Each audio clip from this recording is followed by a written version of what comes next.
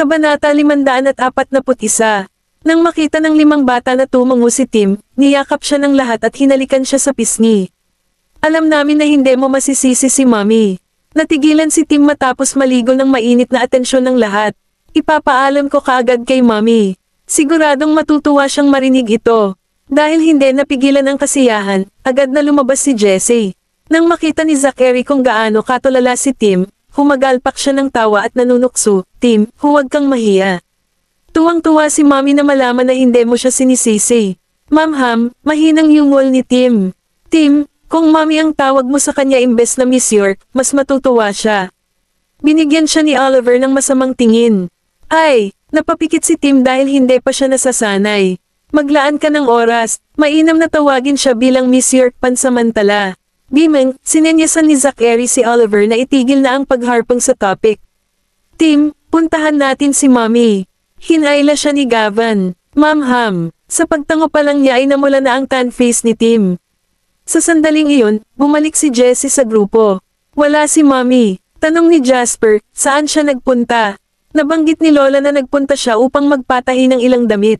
Napakamot sa ulo si Jessie. Magpatahi ng damit? Curious na tanong ni Oliver. Ipinaliwanag ni Tim, siguro, ang mga damit na suot ko ay masyadong malaki para sa akin. Kung ganoon, puntahan natin si Lola. Inihatid ni Gavin ang lahat ng kanyang nakababatang kapatid sa ward ni Mary.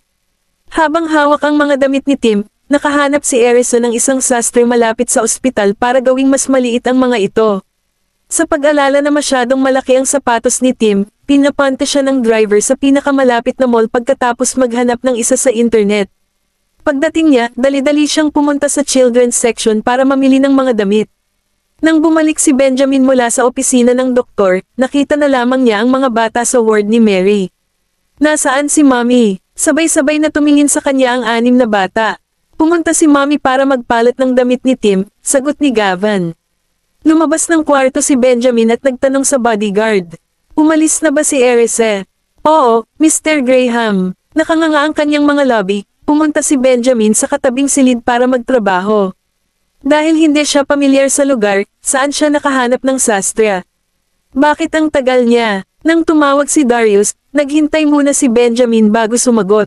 "Bakit hindi mo ipinadala sa akin ang address pagkatapos kong tanungin ka?" "Ipadala mo agad. Mabuti pang hindi ka na sumama." Kinurot ni Benjamin ang kanyang noo. "Ang matandang ito, gusto kong makita ang apo ko." "Ipadala mo." Napangol si Darius sa nakakatuwang boses. Matapos itabi ang kanyang telepono, nagpatuloy si Benjamin sa kanyang trabaho. Sa sumunod na segundo, kinuha niya ang kanyang telepono at tinawagan si Erisa. Nang hindi siya makapulot, mas hinigpitin ni Benjamin ang kanyang mga lobby. Anong ginagawa niya? Bakit hindi niya sinasagot ang phone niya?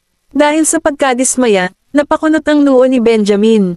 Masyado ba akong pakialam sa babae niya? Sa sandaling napagtanto niya ang kababalaghan, nagdilim ang mukha ni Benjamin. "Hindi ko maipakita na sobrang mahalaga ako sa kanya. Or else, mapupuno siya ng sobra sa sarili niya, lalo na kapag halos hindi siya nag-aalala tungkol sa akin." Matapos mapatahimik, bumalik si Benjamin sa trabaho. Bumalik sa bahay sa Delmore, si Darius ay nagngangalit. Ang maliit na punk na iyon ay lumalaki ng higit na bastos sa araw-araw. Ang lakas ng loob niyang tumanggi na ibigay sa akin ang address. "Matandang Mr. Graham, pakiusap huminahon ka.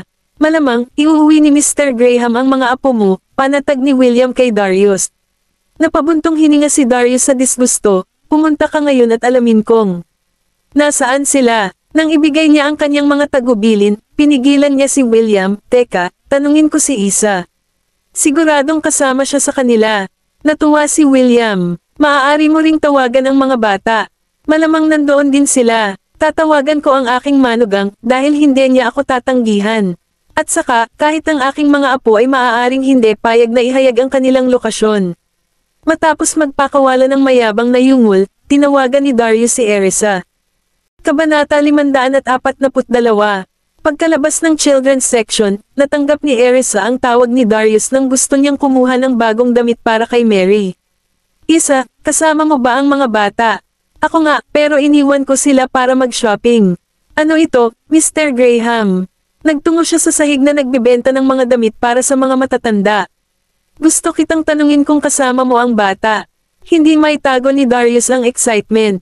Ma'am Ham, kasama natin si Tim, nakangiting sagot ni Erisa habang naglalakad. Pagpasok pa lang niya sa isa sa mga tindahan, nagulat siya sa pamilyar na boses. Isa, nasaan siya? Pupunta ako para bumisita, pagdidiin pa ni Darius. Nang walang sumagot, sumigaw si Darius nang may pag-aalala, Isa. Isa, Erisa. Nang marinig niya ang isang hindi pamilyar na boses na tumunog ay agad na natapos ang tawag. Pagkunot ng kanyang mga kilay, si Darius ay nag-alala.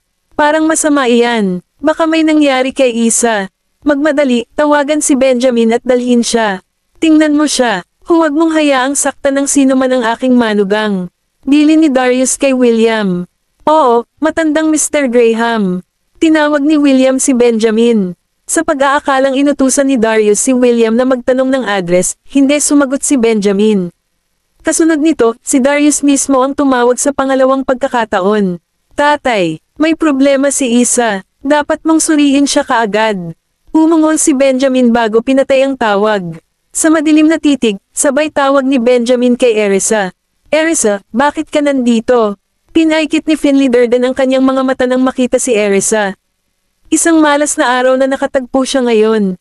Malungkot ang ekspresyon ni Erisa sa hindi inaasahang pagkikita. Kung tutusin, matagal nang naputol ang ugnayan ng pamilya York sa kanya. Samantala, sinuri ni Finley si Erisa na may hinanakit sa kanyang mga mata. Nang mapansin niyang nasa seksyon sila ng mga matatandang damit, ang pag-iisip na bibili ng regalo si Erisa ay lalong nagpagalit sa kanya. Huwag mong isipin na dahil lang sa pagbili mo ng damit para sa iyong lolo, malugod kang tatanggapin sa piging sa kaarawan. Imbes na bigyan mo siya ng regalo, ibigay mo na lang sa akin ang pera. Bibili ako ng damit ng sarili kong kapatid. Nang makita niya kung paano iniabot ng walang hiyang matandang ginang ang kanyang kamay para sa pera, kumislap ang mga mata ni Erisa sa panghahamak. Hindi ito ang iniisip mo. Naalala ni Erisa na ang North Stream ay ang bayan ni Finley. No wonder nandito siya at bumibili ng regalo para sa birthday ng kapatid niya. Ano ba ang hindi maintindihan? Hindi ka ba nandito para bumili ng damit para sa lolo mo? Dahil hindi mo alam kung ano ang nababagay sa kanya, ibigay mo na lang sa akin ang pera. Sa katunayan, hindi mo na kailangang dumalo sa salo at jinx ang okasyon.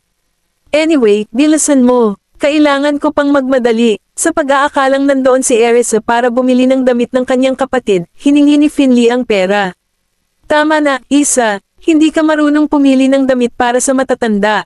Kaya, mas mabuting ibigay mo sa iyong lola ang pera, at bibilhin na lang namin ito para sa iyo, dagdag ng nakababatang kapatid na babae ni Finley na si Morgan Durden. Naiinis na tingin kay Erisa, pakiramdam niya ay walang iba ang kanyang apo kundi isang istorbo. Sa makatuwid, hindi sila nang ahas na imbitahan siya sa piging ng kaarawan. Matapos tapusin ang kanyang tawag, hindi pinansin ni Erisa ang dalawang matandang babae at dirdiretsong pumasok sa shop. Hello, pwede mo ba akong kuhaan ng set nito at isa pang may ganyang design? Parehong dapat nasa medium. Hindi pinansin ni Erisa, nagalit sina Finley at Morgan. Bigla nilang nakita si Erisa na inutusan ang mga tauhan na ibalot ang mga damit na binili niya. Finley, binibili ba tayo ni Isa ng damit? Hindi masama, dahil, sa tuwa sa nakita, marahang pinuri ni Morgan si Erisa sa harap ni Finley, mukhang may respeto pa siya sa atin. Hindi lang siya bumibili ng mga damit para kay Adrian, kundi isang set din ang binibili niya para sa amin. Tuwang-tuwa rin si Finley, she commented smugly. Gusto ko ang mga design na pinili niya, at medyo mahal din ang mga damit. Mukhang maswerteng araw mo na para makapagbast sa aking kaluwalhatian. Nakangiting dagdag ni Morgan, tama. Sa normal na mga kalagayan, hindi ko madala ang aking sarili na bumili ng isang set ng mga damit na nagkakahalaga ng ilang daan. Dahil hindi kasing yaman ni Finley si Morgan, kinailangan niyang umasa sa huli at natural na pinapasaya ang sarili sa kanya sa lahat ng oras. Kabanata 543. Nang marinig ni Erisa ang kanilang pag-uusap ay napangiti siya. Kahit ilang taon na ang lumipas, walang nagbago. Makapal ang balat nila gaya ng dati. Kasunod nito, binayaran niya ang mga damit at hinintay ang mga tauhan na magbalot nito. Nang muling tumunog ang kanyang telepono, nakita niyang galing iyon kay Benjamin. The moment she was about to answer, lumapit si Morgan para kunin ang mga damit. Isa, tatanggapin ko ang regalo. Salamat sa maalalahaning galaw. Ilang taon na rin simula nung huli tayong nagkita. Kakabalik mo lang ba kanina? Samantala, inutusan ni Finley ang mga tauhan na mag-impake ng ilang damit na panlalaki. Magkakaroon tayo ng 8 set. Babayaran niya silang lahat. Habang ang malungkot na ekspresyon ay bumaba sa kanyang mukha, inagaw ni Erisa ang mga damit mula sa mga kamay ni Morgan. Sino ang nagsabing bibili ako para sa iyo? Ano? Pinandilatan ni na Finley at Morgan si Erisa. Isa, hindi mo kailangang mahiya. Ang mga damit na ito ay halatang para sa amin. Maging ang mga sukat ay perpektong tugma. Nang lumapit si Morgan para agawin ang mga damit, umiwas si Erisa sa kanya nang nakakunot ang noo. Sinusubukan mo bang magnakaw sa akin? Ikaw, turo ni Morgan kay Erisa na namumula ang mukha sa galit. Kabastusan, how dare you speak sa lola mo ng ganyan? Bagamat nagbago ang ekspresyon ng mukha niya, hindi maaaninag sa tindi ng tono niya ang galit niya. Kung hindi niya binibili ang mga iyon para kay Morgan, dapat ay kinukuha niya ito para sa akin. Bakit pa siya bibili ng damit para sa matatanda? Maaari mong bigyan ang iyong lola ng isang set dahil ang isa ay sapat na para sa akin. Sumimangot si Erisa, hindi ba sinabi ko lang na hindi ko sila binibili para sa iyo? Nang mapagtonto ni Finley na siya ay pinapahiya sa harap ng isang grupo ng mga nanonood, ang kanyang mukha ay naging malungkot. Ang cordial tone na tinanggap niya kanina ay napalitan ng pag-alit. You unfilial girl, pinaglalaroan mo ba ako? Isinasaalang-alang na pinalaki ka ng pamilya York. Ano ang malaking bagay tungkol sa pagbili ng ilang mga damit para sa iyong lola? Ibigay mo sila sa akin. Matapos iwasan ang mga kamay ni Finley, tumayo si Erisa sa gilid, malamig na nakatingin sa kanya. Erisa, habang umaapoy ang kanyang mga mata, pinagalitan ni Finley, paano mo matrato ang sarili mong lola sa ganitong paraan? Lola, hindi ka karapat-dapat. Nang makita ni Erisa na maraming tao ang nagkukumpulan at nagchichismisan tungkol sa kanila, hindi niya naisip na ilantad si Finley. Kung papipiliin ako, hindi ko gustong ipanganak sa pamilya ng York. Ano ang ibinigay mo sa akin mula noong ako ay isilang? Ang ginawa mo lang ay nakawin ang mga ari-arian ng nanay ko at pinalayas ako. Noong matanda na ako, kinukumbinsi mo akong bumalik para lang mabenta ako. Nakalimutan mo na ba ang ginawa mo sa akin noon? Naalala mo pa ba na apo mo ako noong nagplano ka laban sa akin kasama ng iyong anak at masaya mong binibilang ang kinikita mo mula rito? Dahil sa galit sa kanilang narinig, sinimulan ng mga tao na hamakin si Finley. Ang sama ng lola mo. Paano siya magiging malupit para ibenta ang sarili niyang apo para kumita? Napakawalan Gia niya. The moment I saw her trying to snatch something, alam kong wala siyang silbi. Hindi ko inasahan na may pisngi siyang humingi ng regalo pagkatapos ng lahat ng kakilakilabot na ginawa niya. Kung mayroon akong lola na tulad niya, binibigyan ko siya ng verbal lashing tuwing nakikita ko siya. Eksakto, wala akong ideya kung paano sila naging makapalang balat. Matapos trituhin ng masama ang kanyang apo, paano pa rin niya aasahang magiging anak ang huli? Ma'am, tumawag po kayo ng pulis. Walang paraan na mapapahintulutan mo silang makaalis ng libre pagkatapos mong ibenta. Ang batas lang ang makakapagparusa sa mga katulad nila. Kaya't, huwag mong pigilin ang account ng mga ugnayan ng pamilya, dahil hindi kanila itinuring na apo kahit kailan. Namumula ang mukha niya sa galit, pinandilatan ni Finley ang mga nanonood at bamulong. Anong alam ninyong lahat? Paano ka maniniwala sa paninirang puri niya ng ganoon lang? Hindi namin siya binenta. Sa halip, siya ay naging pangosong at natulog sa paligid. Matapos namin siyang pagsabihan ng ilang beses, tumakas siya sa bahay. Bilang matatanda, hindi ba responsibilidad nating turuan siya? At ngayon, kami na lang ang sinisisi niya. You Jinx, hindi dapat pinakasalan ng anak ko ang nanay mo na walang dinadala kundi malas. Nang ikasal siya sa aming pamilya, siya ang naging dahilan ng pagkamatay ng aking asawa. Pagkatapos kanyang ipanganak, naaksidente ako. Sa kabutihang palad, ako ay sapat na matigas, o kung hindi, ako ay isinumpas sa kamatayan mo. Ang aking pamilya ay labis na hindi pinalad na nakilala ang isang mag-ina na tulad mo. Ngayon, ikaw ay naghahabol ng walang basehang mga akusasyon sa amin.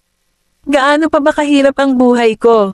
Kabanata 544.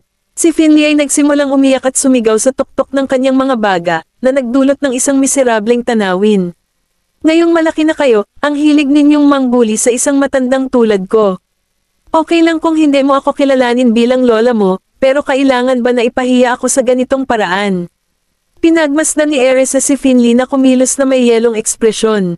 Malas ng nanay ko na nakilala ko ang walang kwentang anak mo. Hindi mo lang ninakaw ang kanyang mga ari-arian, kundi ikaw rin ang naging sanhi ng kanyang kamatayan. Iyon ay walang iba kundi kasinungalingan. Walang pananagutan ang anak ko sa pagkamatay niya. Namatay ang nanay mo sa sakit dahil sa pagiging kasuklam-suklam niya. Sa totoo lang, nanlamig ang tingin ni Finley. Ikaw ang nagsinungaling sa kanya hanggang sa mamatay siya. Ikinuyom ang kanyang kamao, galit na sagot ni Erisa, kung isa akong jinx, bakit buhay ka pa? You bitch! Isang marahas na kislap ang sumilay sa mata ni Finley habang ibinaba niya ang kanyang kamay sa direksyon ni Erisa. Biglang may sumulpot na isa pang kamay at hinawakan ang kamay ni Finley. Sino ito? Nang iagat ni Finley ang kanyang ulo, ang kanyang mga mata ay nagsalubong ng isang matalim na titig, na nagpapadala ng lamig sa kanyang gulugad. Tinabi ni Benjamin ang kamay niya. Malinaw, ang lakas ni Finley ay hindi katumbas ng isang lalaki. Matapos ang pagsuray-suray ng ilang hakbang paatras, siya ay bumagsak sa lupa. Ayos ka lang ba? Hinayla ni Benjamin si Erisa sa kanyang mga bisig para protektahan ito. Gulat na gulat sa bigla ang pagsulpot ni Erisa, panay ang tingin sa kanya at umiling. Ayos lang ako, bakit ka dumating? Tinitigan siya ni Benjamin. Kung wala ako, hindi ka ba tatamaan ng wala lang? Naramdaman ni Erisa ang init ng kanyang puso. Ay nako! Matapos ng paspusang pagpapalaki, Erisa, ganito ba ang pakikitungo mo sa sarili mong lola? Paano ka magiging walang utang na loob na magkaroon ng isang malupit na saktan ng iyong mga matatanda? Si Finley ay nagsimulang umiyak at sumigaw sa lupa. Tumakbo si Morgan palapit sa kanya. Finley, okay ka lang ba? Hinawakan ni Finley ang kanyang binti habang umiiyak, pareho silang binubuli at sinaktan pa ako. Sigurado akong bali ang buto ko. Sa pagpikit ng kanyang tingin, si Benjamin ay napuno ng hangarin na pumatay. Matapos tingnan ang kanyang mga bodyguard, sinadya nilang lumapit kay Finley at binigyan siya ng ilang sampal. Dahil dito ay natulala siya na may umaagos na dugo sa gilid ng kanyang mga labi at namamaga ang buong mukha. Sa katunayan, nawalan pa siya ng ilang ngipin dahil sa impact. Sa takot, nagsimulang sumigaw si Morgan, tulong! Tulong! Tumahimik ka! Banta ng bodyguard, dahilan para mapapanganga si Morgan sa takot. Ang tanging nagawa niya ay panoorin ng kapatid na binubugbog sa katahimikan. Maging si Erisa ay nagulat sa pagiging brutal ni Benjamin. Parehong nagulat ang mga tao sa eksena. Hawak-hawak si Erisa sa kanyang mga bisig, galit na nagalit si Benjamin, karapat-dapat kang bugbugin para linisin ang maruming bibig mo. Kay kayo, kasuklam-suklam kayong mag-asawa, how dare you get someone to strike me? Hinding-hindi kita papakawalan para dito. Si Finley ay hindi kailanman natalo sa kanyang buhay. Nang hindi niya mapigil ang mapag-alitan sina Benjamin at Erisa, muli siyang sinampal ng bodyguard, dahilan para mapasigaw siya sa sobrang sakit. Ang ekspresyon ni Benjamin ay nakakatakot na madilim. If she dares to continue ranting, beat her until she. Tumahimik ka. Oo, Mr. Graham. Nakatayo sa harap ni Finley, binigyan siya ng bodyguard ng walang ekspresyon na titig. Nang magtama ang kanyang mga mata sa nakamamatay na tingin ni Benjamin, sa wakas ay napagtanto ni Finley na hindi siya isang taong dapat pagtripan. This damn girl, kailan niya nakilala ang isang nakakatakot na lalaki? No wonder naglakas loob siyang baliwalain ako. Sa kabila ng pagmumura sa kanyang isipan, si Finley ay hindi naglakas loob na magbitaw ng isang tunog. Nakuha mo na ba ang pinanggalingan mo? Ibinaba ni Benjamin ang tingin sa kanya. Kahit malamig pa ang tono niya, may bahid pa rin ng init.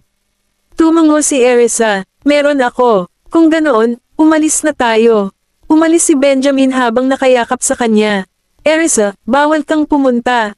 Iiwan mo ba ang sarili mong lola dito ng ganyan?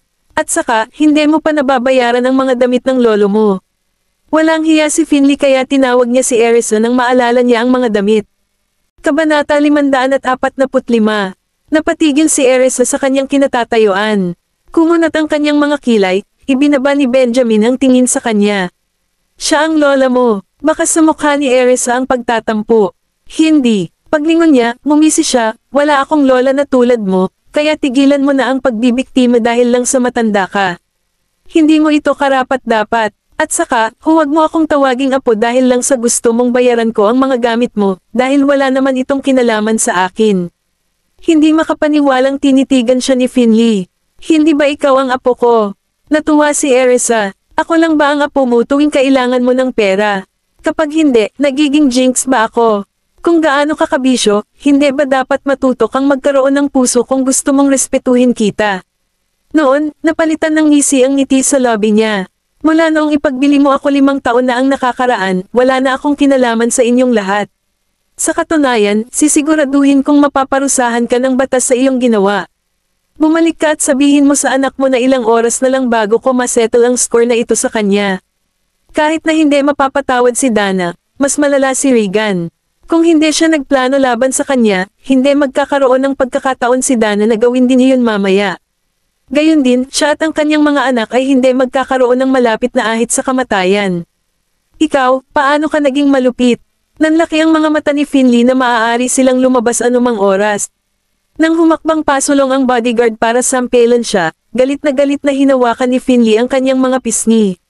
Huwag mo akong patulan. Kung maglakas loob kang magpatuloy sa pagbibiro, ito ay higit pa sa isang sampal. Babala ng bodyguard. Nang makita niya ang karaniwang mayabang na si Finley na takot sa katahimikan, iniwas ni Erisa ang kanyang tingin. Tara na, ayaw na niyang makasama pa si Finley, dahil naiinis sa kanya ang huli. Matapos tingnan ng kanyang bodyguard ay umalis si Benjamin kasama si Erisa. Sa loob ng sasakyan, inilagay niya ang mga shopping bag. Balak sana niyang kuhaan si Mary ng sapatos, ngunit nasira ang kanyang kalooban sa pakikipagtagpo nila ni Finley. Kaya naman, nagpasya siyang kunin sila sa susunod. Inabutan siya ni Benjamin ng isang bote ng tubig. Uminom ka ng mainit na tubig. Tinanggap naman ito ni Erisa at uminom ng ilang subo. Nang makita niyang nakatitig ito sa kanya, lumingon ito sa kanya. Ayos lang ako, bahagyang inang ang mga mata ni Benjamin. Ganyan ba palagi ang pakikitungo sa iyo ng matandang babae na iyon? Ang kanyang ekspresyon ay kakaibang madilim. Bukod sa madungis ang bibig, ayos lang siya, sagot ni Erisa sa walang pakialam na tono, dahil nasanay na siya. Nang hinamak ni Finley ang kanyang ina ay nawalan siya ng galit. Bilang tugon, hinayla siya ni Benjamin sa kanyang yakap at tinapik sa ulo. Kapag may nanlilibak sa iyo ng ganyan sa susunod, dapat ka munang hampasin sa halip na tumayo doon ng walang kaalam-alam, naghihintay na tamaan. Nakaramdam ng kirot sa puso si Erisa. Ma'am, mataman siyang tinitigan ni Benjamin, nababatid ang kanyang masamang kalooban. Anong binili mo? Bumili ako ng damit para kay Tim at Madam Mary. Gayon din, binigyan ko si Tim ng isang pares ng sapatos. Hayaan mo akong makita. Dinala ni Benjamin ang mga bag at inilabas ang pangitaas na binili niya para kay Tim. Ma'am, bagay sa kanya ito. Maganda siya sa puti kung gaano siya kakulay. Napatingin si Erisa sa kanya. Pagkatapos ibalik ni Benjamin, inilabas ni Erisa para itiklop nang mapansin niyang hindi niya ito ginawa. Kailangan ba yon? Matiim na tinitigan siya ni Benjamin. Malulukot ito kapag hindi ko itiklop. Matapos panasa ng mga creases ay maingat itong tiniklop ni Erisa. Kapag binawi natin ito, lalaban natin ito. Bago ipasuot ito sa ating anak, paalala ni Benjamin. Alam ko, kahit ganoon, kailangan pa rin itong itiklop. Ibinalik ni Erisa ang mga damit sa bag nang matapos siya. Nabanggit ng mga bata na lumabas ka para magpalit ng damit, kaya hindi ko inaasahan na tatakbo ka rin sa pagbili. Bakit hindi mo sinabi sa akin? Bilang tugon sa kanyang reklamo, tumingin sa kanya si Erisa at ngumiti. Hindi ba dapat busy ka? Walang saysay na sabihin sa iyo, dahil babalik ako kapag tapos na ako. By the way, paano mo ako nahanap? Nang sumandal si Benjamin sa kanyang upuan, hinayla niya si Erisa, na pagkatapos ay inayos ang kanyang posture patayo. Tinawagan ako ni Papa dahil nag-aalala siya na may problema ka. Ang pagsubaybay sa iyo ay ang madaling bahagi. Uminit ang puso ni Erisa nang malaman iyon. Ang ganda talaga ni Old Mr. Graham. Nakakunot ang noo ni Benjamin, bakit mo siya pinupuri samantalang ako ang tumulong sa iyo? Kabanata 546. Napangiti si Erisa, magaling ka rin. Salamat, Mr. Graham. Nang makita niya ang masamang tingin sa mga mata nito at kung paano ito kumikinang sa liwanag, saglit na napailing si Benjamin. Kinurot niya ang pisngi niya. Bahala ka, ginawa ko ito dahil sa mga bata. Kasabay ng pagkibot ng kanyang mga lobby ay tumalikod si Erisa upang tumingin sa labas ng bintana ng sasakyan. Mahirap bang aminin na may pakialam siya sa akin? Nang makita ni Benjamin na nakatalikod siya sa kanya, inakala niyang nasaktan siya sa mga sinabi nito. Kaya naman, lumapit siya at mamulong sa kanyang tainga, nag-alala din ako sa iyo. Ang kanyang malalim na magnetic voice ay tila nakakaakit lalo na. Bumilis ang tibok ng puso ni Erisa bago ito nagsimulang tumibok ng galit. Napangiti ito, lumingon ito sa kanya. Nang dumampi ang labi nito sa mukha niya, napaatras si Erisa para iwasan iyon nang magsimulang mag-init ang pisngi niya. Nanabik na nakatingin sa kanya si Benjamin. Nang makita niya kung gaano siya kaganda kapag namumula, ginulo niya ang buhok nito. Bakit nandito ang pamilya ng York? Naningkit ang mga mata ni Erisa. Ang North Stream ay ang kanyang bayan. Tumango bilang tugon. Itinuro ni Benjamin, kung may gusto kang bilhin, kunin mo lang si Ethan o ang mga bodyguard. Ma'am Ham, tumango si Erisa at tiniyak siya, ayos lang ako, dahil halos hindi nila sinaktan ang isang buhok sa ulo ko. Sa halip, nakuha ko ang kanilang nerbiyos. Napangisi si Benjamin, pero ang nakita ko lang ay nakatayo ka ng walang kaalam-alam doon. Natigilan si Erisa, kung hindi ka nagpakita, umiwas na sana ako, okay. Dati, hindi siya nang ahas na lumaban bilang paggalang sa kanyang nakatatanda. Ngunit ngayon, iba ang mga bagay. Hindi na siya ang matandang Erisa na hahayaang lumakad sa kanya ang lahat.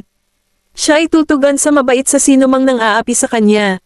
Yungol ni Benjamin bilang pagkilala. Naibsan ang kanyang pag-aalala nang makitang hindi na kasing glum si Erisa tulad ng dati. Bakit hindi ka sumasagot noong tinawagan ko ang iyong telepono? Humadjadjak si Erisa bilang sagot sa tanong niya. Hindi ba ako nakaharap sa kanila?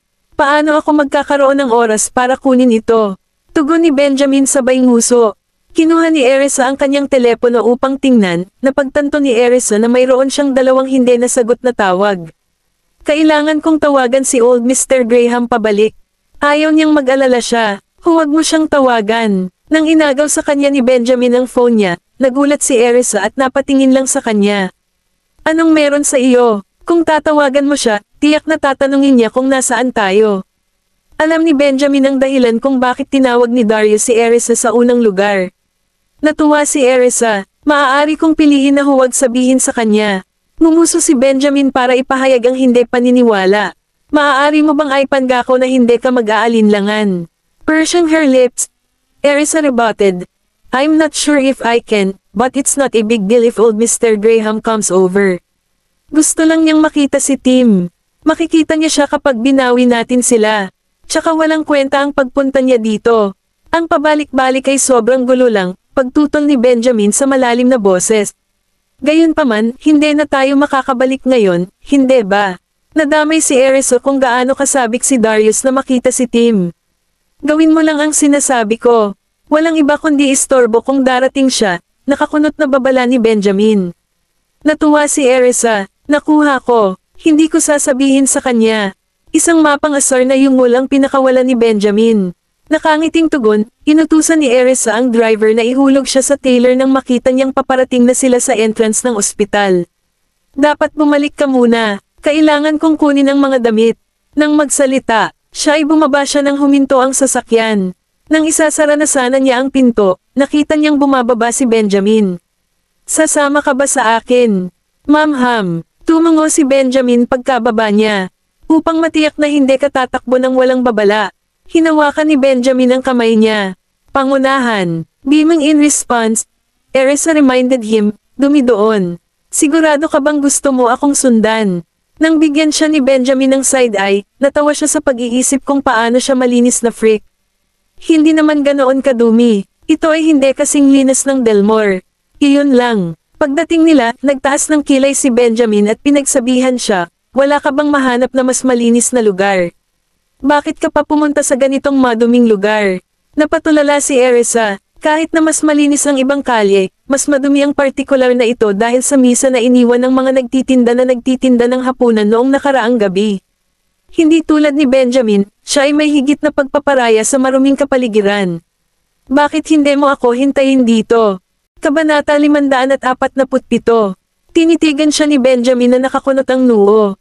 Nasaan na? Kukunin ko ang mga tauhan ko para kunin sila.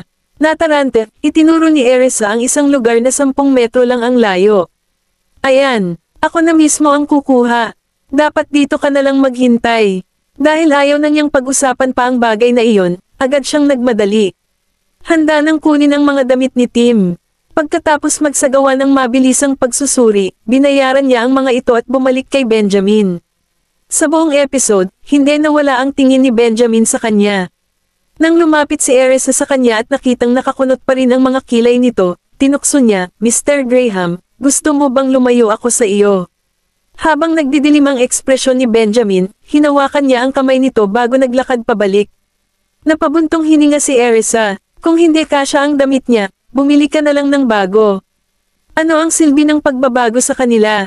Nang tingnan ang malungkot na ekspresyon sa mukha ni Benjamin, nakangiting sumagot si Erisa, gusto ni Tim ang mga damit na ito. Kaya, ang pagpapalit sa kanila ay gagawing mas mahusay ang mga ito. Noong una ay binalak niyang itago ang mga damit hanggang sa pagtanda niya. Gayunpaman, nag-aalala siya na si Tim ay magsuot ng mga ito sa kanyang sariling kagustuhan, kasama ang kanyang mga sapatos. Nagtaas ng kilay si Benjamin. Mayroon kang magandang mata pagdating sa pagpili ng damit na pambata. Gustong-gusto sila ng mga bata. Ngumisi si Erisa. Bueno, ang mga bata ay palaging gusto ang mga damit na nagpapaganda sa kanila. Naningkit ang kanyang tingin, binigyan siya ni Benjamin ng gilid ng mata. Kung ganoon, bakit hindi ka bumili ng cool na bagay para kay Jessie? Bakit kailangan niyang magsuot ng pink prints? Ang bigla niyang paalala ay naagrabyado kay Erisa. Sa kabila ng kanyang pagnanais na magpaliwanag, nilunok niya ang kanyang mga salita sa mukha ng nakakatakot na tingin ni Benjamin at nagpa siya na huwag sabihin sa kanya. Kayang isuot ng shota ko ang kahit anong gusto niya. Kung hindi mo gusto, maaari kang laging umiwas. Nakakatuwa na komento. Putol ni Benjamin. Napazip ang bibig, sinundan ni Erisa si Benjamin pabalik sa kanilang sasakyan. Dapat kang pumasok. Gusto kong maglakad pabalik at bumili ng pagkain sa daan. Nagprotesta si Benjamin, pero medyo malayo pa. Inilibot ni Erisa ang paligid. Bibili ako ng makakain. Gayunpaman, hinayla siya ni Benjamin pabalik sa kotse. Kung ano ang gusto mong kainin, kukunin ko si Ethan na bumili. After being forced into the car, Erisa explained, hindi ako. Gusto ko lang bumili ng para sa mga bata. Sinuri ni Benjamin ang mga tindahan sa labas. Hindi sila malinis, hindi nakaimik si Erisa. Ha, hindi ko na dapat sinabi sa kanya. Kasunod nito, ang kanilang sasakyan ay bumalik sa ospital nang walang tigil para bumili si Erisa ng anumang pagkain. Pagdating nila, bumalik sila sa ward ni Mary. Nang mapanood si Erisa na lumakad, napakunot ang noo ni Benjamin. Galit ba siya dahil hindi ko siya pinayagang bumili ng pagkain kanina? Sinenyasan niya si Ethan na lumapit. Lumabas at bumili ng ilang lokal na merienda. Agad-agad, nagmamadaling umalis si Ethan para gawin ang sinabi sa kanya. Nang pumasok si Erisa sa ward, natuwa siya nang makita ang 6 na bata na nagkukwento kay Mary habang nakaupo sa paligid ng kama ng huli. Madam Mary, oras na para magpahinga. Ayos lang ako, nakikinig lang ako sa mga kwento nila. Isa, bakit ang tagal mong lumabas? Ipinahayag ni Mary ang kanyang pag-aalala sa isang makitid na tingin. Namili ako ng damit. Halika, Madam Mary, bakit hindi mo subukan ang mga ito? Matapos may baba ang mga shopping bag, inilabas ni Erisa ang mga damit ni Mary para sukatin sa katawan ng huli. Binili mo ako ng damit. Hindi dapat. Nagulat si Mary sa kilos. Nito, huwag kang mag-alala tungkol dito.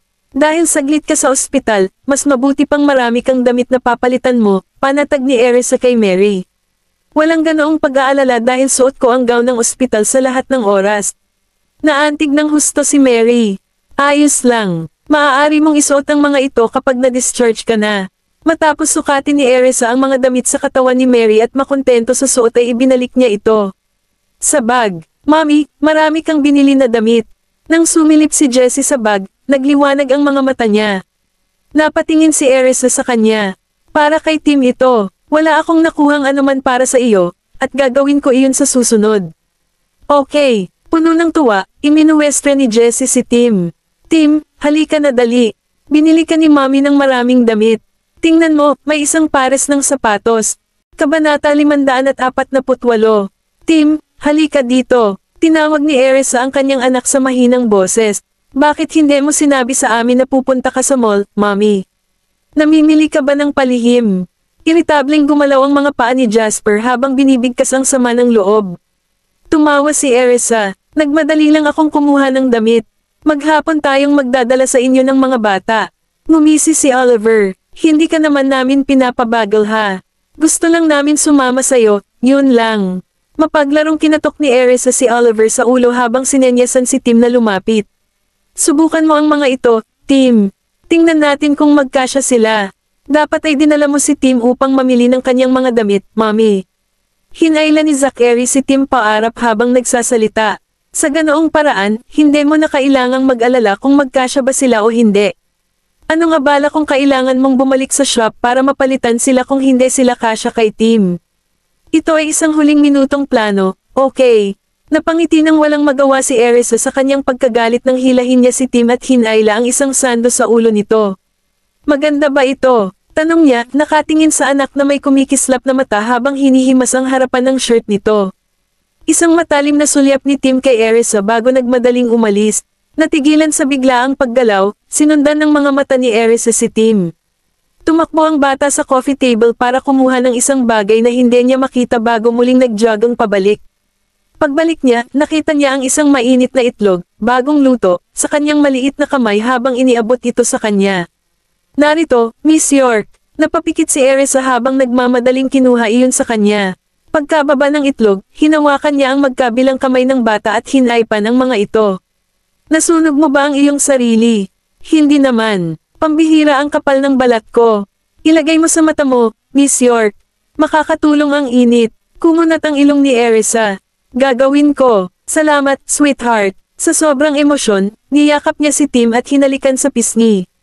Tulungan mo ang iyong sarili sa iyong mga bagong damit habang pinupunasan ko ang aking mga mata, hindi ba? Tumango si Tim. Napangiti si Gavin at ang apat pa sa eksena. Umupo ka dito, Mommy. Ipapamasahe ko yung mata mo. Siniguro ni Jasper na comfortable siya, dinala siya sa upuan malapit sa kanya bago niya inilapat ang mainit na itlog sa nakapikit niyang talukap.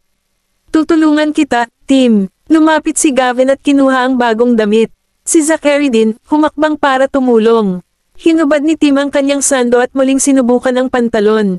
Samantala, inilabas ni Oliver ang kanyang sapatos mula sa shopping bag. Tumayo si Jessie sa gilid at masayang pinagmamasdan ang kanyang kapatid na sumusubok ng bagong damit. Napakagwapo mo, Tim. Namula si Tim. Salamat. Subukan mo ang sapatos na iyan, Tim. Mungkahi ni Oliver habang nakayuko siya para kumalas ang mga sintas ng sapatos. Darating. Umupo si Tim sa lupa at nagtagal sa paglalagay ng mga ito. Maging si Maria ay nabigla sa tanawing nasa harapan niya. Pumasok si Benjamin at bahagyang ngumiti nang makitang dumagsa ang mga bata sa paligid ni Tim kanina. Nagpapahayag ng kanyang pagdating. Tim, nasubukan mo na ba lahat ng bagong damit? Masunaring tumalon si Tim sa kanyang mga paa. Oo, nasubukan ko na lahat ng binili ni Miss York. Hinaplos ni Benjamin ang ulo ng bata. Kasya ba sila? Tumango si Tim. Ginagawa nila. Subukan muli ang mga binago. Inilabas na sila ni Gavin sa bag sa sinabi ni Benjamin at iniabot ito kay Tim. Sinulyapan ni Benjamin ang mga bata bago hinarap si Erisa. Darating si Ethan na may dalang pagkain sa loob ng ilang minuto. Napatalon si Erisa habang kinukuha ang itlog bago sumulyap sa kanya. Pagkatapos, ipinikit niya ang kanyang mga mata upang maipagpatuloy ni Tim ang paghagod ng itlog sa kanyang mga eye socket. Nagtaas ng kilay si Benjamin bago tumango. Habang nasa daan, sinenyasan niya ang bata na tumabi. Hindi nakipagtulungan si Jasper. Gagawin ko ang mata ni Mommy. Sa hindi nasisiyahang pagkunot ng noo, pinatabi ni Benjamin ang bata at inagaw ang itlog sa kanyang chubby maliit na kamay. Napalitan ng galit ang mukha ni Jasper.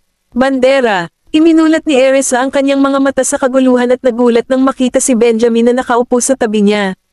Itago mo sila, utos niya. Kaya ko itong mag-isa, mabilis niyang sabi. Oh God, ang daming nanonood. Hinawakan ni Erisa ang kanyang leeg, medyo mainit ang pakiramdam sa sandaling iyon. Dahil sa pagod na suwayan ng kanyang mga utos, si Benjamin ay sumandal kay Erisa nang marahas at nagulat ito ng husto kaya pinaikit niya ang kanyang mga mata. Ang kanyang manipis na mga labi ay pumulupot pataas sa tagumpay, ibinaling ni Benjamin ang kanyang atensyon sa gawaing nasa kamay.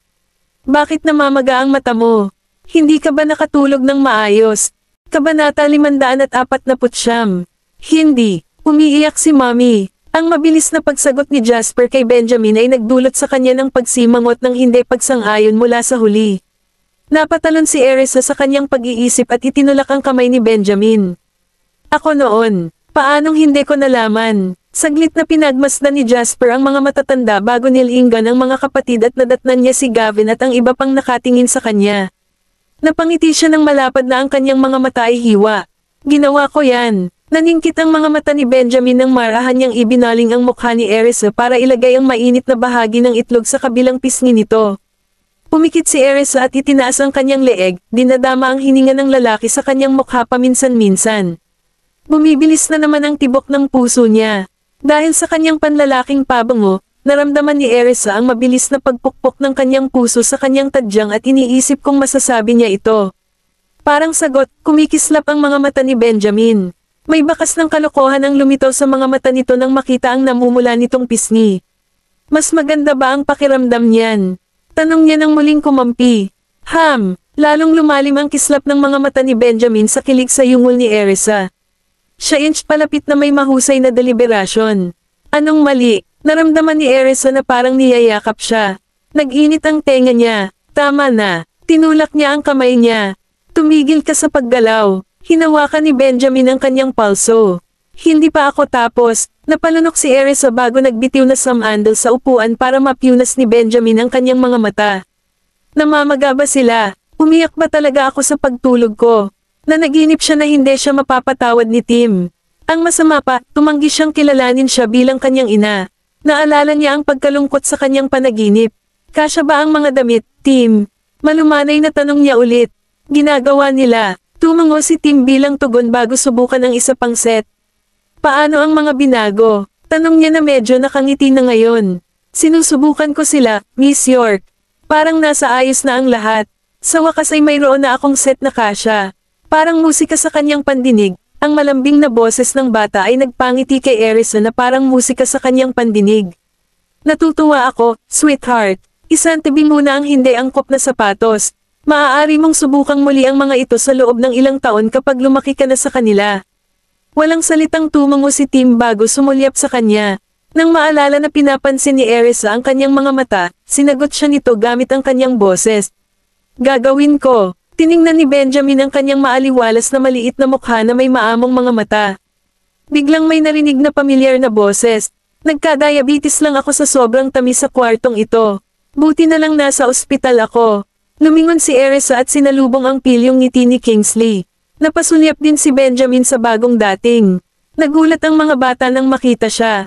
Tito Kingsley. Namumungay si Kingsley habang naglalakad palapit sa kanila na tumakbo para salubungin siya sa kalagitnaan, halatang natuwa sa presensya niya. Anong ginagawa mo dito, Uncle Kingsley? Niyakap at gusot ni Kingsley ang bawat bata habang sumagot, nami-miss ko na kayo mga bata, kaya nga. Nasaan ang kapatid mo? Nang mapansin si Tim sa sulok na nakatingin sa kanya pagkatapos ng mabilis na tingin sa paligid, napaawang ang bibig ni Kingsley sa pagtataka. Napakatanda na bata, tila nalante si Tim sa kanilang mga mata. Napakamot si Zachary sa noo ni Kingsley. Bawal kang magsabi ng mga ganyan tungkol kay Tim, Uncle Kingsley.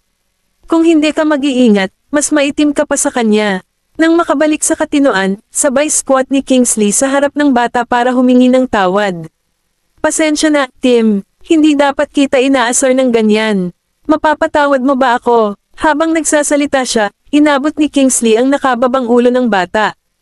Ayos lang. Biglang nagningning ang mga mata niya, yumuko si Kingsley para sunduin si Tim na ikinagulat ng grupo. Ang ganda ng kutis ni Tim, deklare niya. Ang iba sa inyo ay dapat magpaaraw. Tingnan mo ang lahat ng maputlang mukha na ito.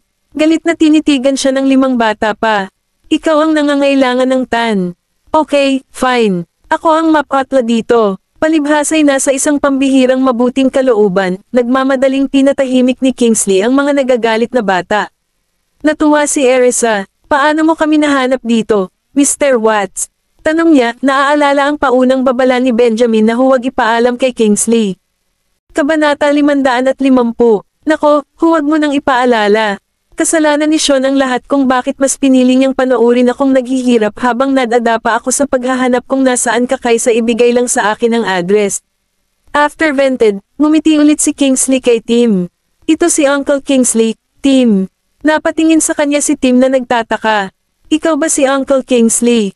Nagulat si Kingsley. Kilala mo ako. Tumango ang bata dahil narinig niya ang pangalan ng higit sa isang pagkakataon.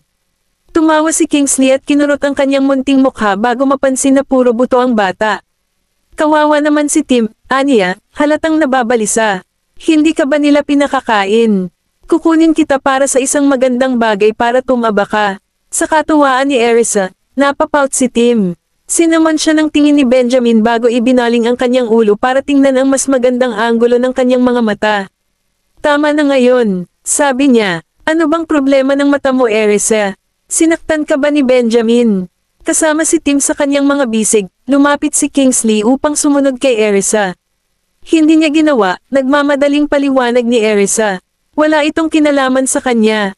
Isang makahulugang ngiti ang ibinigay sa kanila ni Kingsley. Ito ang unang pagkakataon na nakita kong pinahid ni Benjamin ang mga mata ng isang babae ng sobrang lamang. Nagiging ladies man, ikaw ba? Nahihiya si Erisa. Nanigas ang buong katawan niya nang makita si Tim sa yakap ni Kingsley. Nabawi ang kanyang paggalaw sa susunod na segundo, tumayo siya at mabilis na kinuha ang kanyang anak. Sinaman ng tingin ni Benjamin si Kingsley bago sinaway sa malalim na boses, ano ba ang ginagawa mong racket? Hindi mo ba nakikita na sinusubukang magpahinga ni Madam Mary? Noon lang napansin ni Kingsley ang piggery sa hospital bed dahil nakuha niya ang atensyon ng mga bata kanina. Pasensya na po, Madam. Nagmamadaling humingi ng tawad si Kingsley kay Mary. Huwag na, magiliw na sagot ni Mary. Huwag mong isipin na iniistorbo mo rin ako. Gusto ko ang ingay. Maraming taon na ang lumipas mula nang matagpuan niya ang kanyang sarili sa gitna ng isang masiglang eksenang ganoon. Sumenya si Benjamin na umalis si Kingsley nang may matinding liwanag, ngunit hindi nakipagtulungan si Kingsley noong una. Sa kabila ng pagnanais na manatili, si Kingsley ay pumiglas sa ilalim ng mga titig ni Benjamin at sinundan siya palabas. Mamaya na lang ako maglalaro sa inyong mga anak. Nagkatinginan sila ni Erisa bago bumaling para kausapin ang anak. Comfortable ba ang mga binagong damit? Tumango si Tim. Sa sandaling iyon, pumasok si Benjamin at inabutan si Erisa ng isang itlog. Dito, kainin mo ito. Kinuha ito ni Erisa at naupo kasama ang kanyang anak sa kanyang mga bisig. With a smart rap against the table, binalatan niya ng maayos ang shell at ibinigay kay Tim. Salamat sa itlog, Tim. Eto, sayo na. Umiling si Tim. Kainin mo ito, Miss York. Naantig si Erisa sa sinseridad sa mga mata ng anak. Paano kung ibahagi natin ito? Napatingin si Tim kay Gavin at sa lima pa. Nakagat niya ang labi niya at umiling. Hindi makatarungan na makakain ako ng itlog at ang iba ay hindi. Sakto namang naipaliwanag ni Erisa ang pag-aatubili ng anak. Ang isang itlog ay hindi sapat para sa inyong lahat, sabi niya sabay tingin sa limang bata. Mas mabuti pang ako na lang ang kumain nito. Tumakbo si Jessie at ipinulupot ang kanyang mga braso sa leeg ni Erisa. Mami, pabiro niyang sabi, tutulungan kita. Labis na ikinatuwa ni Erisa ang inisyatiba ng dalaga at ipinahayag ito sa pamamagitan ng magiliw na pagsipiliw ng kanyang ilong. Eto na, masayang nagkibit balikat ang batang babae. Salamat, Mami. Hinalikan ni Jessie ang pisngi ng kanyang ina bago umupo sa gilid ni Erisa habang tinutulungan niya ang sarili sa pagkuha ng itlog. Gusto mo bang ibahagi ito sa akin, Tim? Hindi, salamat. Umiling si Tim. Maaari mong makuha ang lahat ng ito. Ibinaba siya ni Erisa. May itlog pa ba? Kaya ko pang magluto. Wala na, Miss York. Sabi ni Tim sa kanya. Hiniram ko yung huli sa nurse. Natigilan si Erisa. Labis siyang naantig kaya nadaig ni Tim ang kanyang kahihiyan na makipag-usap sa mga estranghero para sa kanya kaya napasinghot siya. Ibinalik mo ba sa kanya? Ibinaba ni Tim ang kanyang ulo. Ininom ko siya ng isang tasa ng tubig para sa kanyang tulong. Hinimas-himas ni Erisa ang kanyang buhok. Napakabait mo, sweetheart. Sinulyapan siya ni Tim bago muling ibinaba ang ulo. Mapula ang kanyang mga tainga. Hindi mo na kailangan, Mommy, sabi ni Zachary. Hindi tayo dapat kumain ng malapit sa hapunan. I'm sure hindi nila kami tatanggihan kung kakainin ni Jessie ang isang itlog nila.